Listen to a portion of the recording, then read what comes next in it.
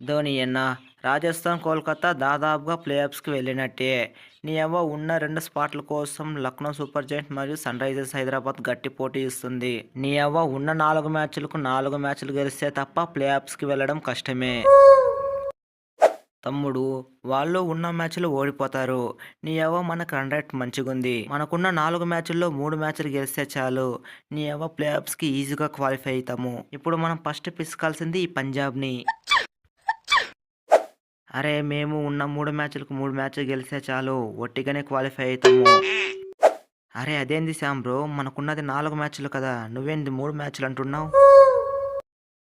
అరే ఈ సీఎస్‌కేని మనం ఒట్టిగానే పిసికేస్తాం.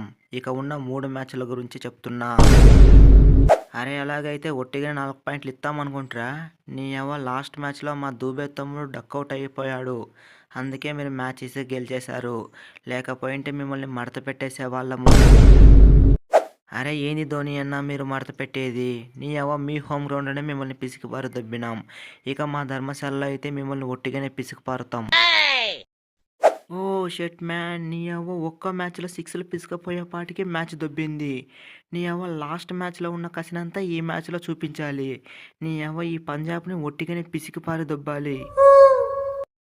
అరే అది దుబే బ్రో. నీపై నాకు నమ్మకం ఉంది. నీ యవ్వ ఈ మ్యాచ్‌లోనైనా గెలిచి మన ప్రస్తాపం ఏంటో చూపించాలి. అరే 6లు 4లు కాదు. నీ యవ్వ టెస్ట్ మ్యాచ్ అయినా ఆడి గెలిపించే సత్తా నాకు మాత్రమే ఉంది. ఈ శశాంక్ సింగ్ ఉన్న ఫామ్‌ను బీట్ చేయడం ఎవరి తరమూ కాదు. అరే అది చూస్తాం. నీ యవ్వ మీరు గెలుస్తారో మేము గెలుస్తామో. ఈ పతిరాన బౌలింగ్ ఏస్తే ఎలా ఉంటుందో తెలుసు కదా! అరే వీడియోని చూసి వెళ్ళిపోవడం కాదు. ఆ లైకు, సబ్స్క్రైబ్ చేసి మన యూట్యూబ్ బలగాన్ని పెంచుర్రా బాయ్.